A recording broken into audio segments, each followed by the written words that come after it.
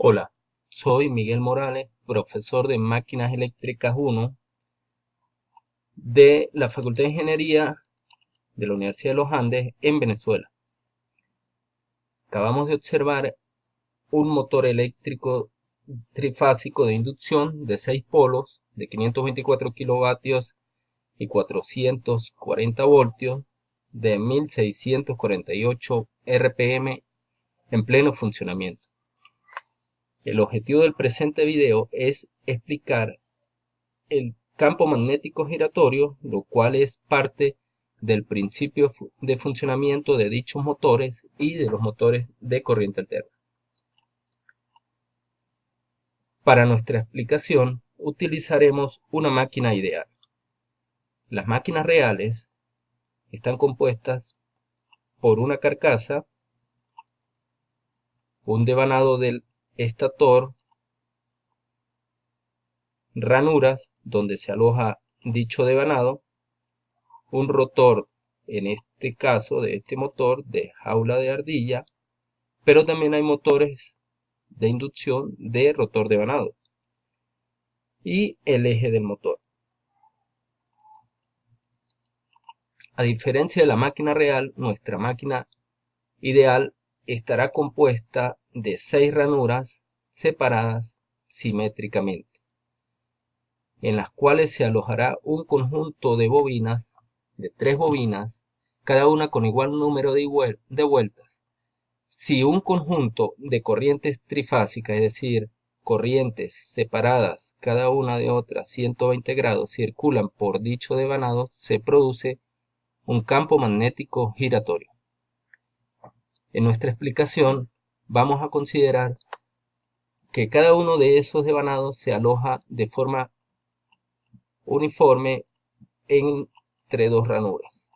Es decir, el devanado de la fase A estará concentrado entre las ranuras A y A', el devanado de la fase B lo estará entre las ranuras B y B', el devanado de la fase C estará entre las ranuras C y C'. Por convención, las corrientes que salen están indicadas por puntos. El sentido de las corrientes saliendo está indicado por puntos, mientras que el sentido de las corrientes entrando hacia la ranura estará indicada por la parte trasera de una flecha o una X. Vamos a considerar también que las corrientes salen por los bornes designados como A, B y C, mientras que entran por los bornes A', B' y C'. Para establecer la dirección de cada intensidad de campo magnético, hay que tomar en cuenta la regla de la mano derecha, según la cual, si los dedos de la mano derecha se extienden o se doblan en el sentido de circulación de la corriente, es decir, entrando por la ranura A' y saliendo por la ranura A, el dedo pulgar indicará hacia qué dirección está orientado el vector intensidad de campo magnético. Estos campos, como vemos, son campos pulsantes, cada fase produce un campo pulsante. El de la fase A está orientado en dirección horizontal, ya que es perpendicular al plano donde se aloja dicha espira, dicha bobina. Igual el de la fase B, perpendicular al plano de la dirección donde se aloja dicha espira, y el sentido de la intensidad de campo en C, perpendicular al plano donde se aloja la bobina de la fase C. Esas intensidades de campo producen unas densidades de campo magnético en Tesla por medio de la siguiente ecuación, y tendrán la misma orientación que las intensidades de campo. Para comprobar el campo magnético giratorio, vamos a evaluar en las ecuaciones anteriores, vamos a sustituir el ángulo omega t desde 0 hasta 360 grados, tanto en las ecuaciones de corriente como en las ecuaciones de densidad de campo magnético. Y vamos a ver qué es lo que pasa. En el tiempo omega t igual a 0, observamos cómo la corriente de la fase A vale 0, la corriente de la fase B tiene un valor negativo, la corriente de la fase C tiene un valor positivo. Recordemos que en todo instante de tiempo la sumatoria de dichas corrientes es igual a 0. O sea que el módulo, tanto B como C, tendrán el mismo valor, pero con distintos signos. Producirán, por lo tanto, estas intensidades de campo magnético. La intensidad de campo magnético en A es 0, la de la producto de la corriente de la fase B estará orientado en esta dirección, mientras que la de la fase C estará orientada en esta dirección.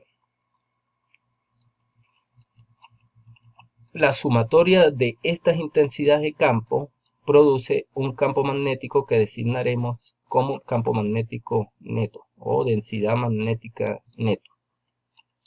Y su módulo es igual a 1.5 veces el valor de densidad máximo con un ángulo de 90 grados. Esto es en el tiempo omega t igual a 0. En el tiempo omega t igual a 90 grados, la corriente de la fase A tiene su máximo valor positivo, la de la fase B y C tienen las dos el mismo valor, pero en sentido de signo negativo, perdón. La corriente de la fase A producirá su máxima densidad de campo magnético, la de la fase B y la de la fase C estarán dadas por la sustitución de omega t igual a 90 grados en cada uno de estos. Observamos como nuevamente el módulo de la densidad de campo magnético es igual a 1.5 veces el valor de densidad de campo magnético máximo, pero la orientación ahora está en el eje horizontal, o sea, pasó de menos 90 a 0 grados. En el tiempo omega t igual a 180 grados, la corriente de la fase A es 0, concluyó el medio ciclo positivo, se hizo 0 nuevamente. La de la fase B y C cambiaron de signo a comparación de como del signo que tenían en el tiempo omega t igual a 0, pero con el mismo modo. Las densidades de campo magnético, por lo tanto, tendrán un sentido contrario al que tenían en el tiempo igual a 0. Y la sumatoria de dichas densidades de campo vuelve a producir el mismo valor en módulo de la densidad de campo magnético neto, pero desfasado, pero con una dirección de 90 grados. Es decir, se ha movido desde menos 90, 0, 90 grados en medio ciclo. En el tiempo omega t igual a 270 grados, la corriente de la fase A obtiene su máximo valor negativo, las de la fase B y C tiene cada uno un valor de su magnitud máxima sobre 2. Producen estas intensidades de campo, la sumatoria de dichas intensidades de campo nuevamente produce un módulo de 1.5 veces el valor de densidad de campo magnético máximo con una orientación de 180 grados. Es decir, ha girado este vector un total de 270 grados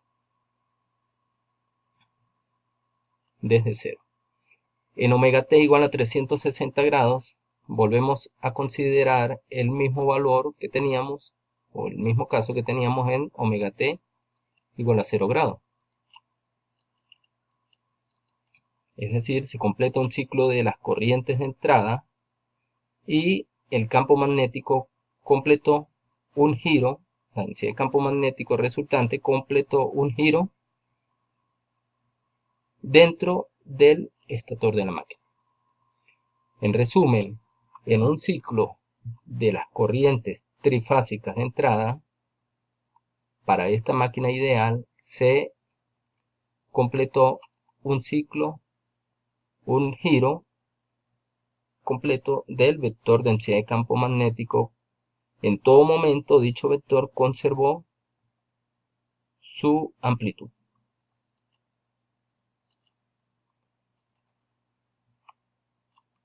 Para comprobar esto o ver una mejor representación de esto, vamos a correr este pequeño programa que lo hacemos desde el Simulink, perdón, desde un archivo .m de MATLAB, y dicho ejemplo está en el capítulo 4 de la cuarta edición del Chapman. Aquí vemos cómo la suma, el rojo significa el componente de densidad de campo magnético horizontal, es un campo pulsante para la fase A. El azul es el correspondiente al de la fase B, también es una densidad de campo magnética pulsante. Y el de la fase C es el de color verde, también es una densidad de campo magnética pulsante. La sumatoria de esos tres vectores en cualquier instante de tiempo produce un módulo de igual magnitud, pero es un vector de densidad de campo magnético que gira dentro del estator de la máquina a velocidad constante. Este fue el objetivo de este video, explicar el campo magnético giratorio y tener una mejor apreciación de él, tanto desde el punto de vista matemático como desde un punto de vista gráfico.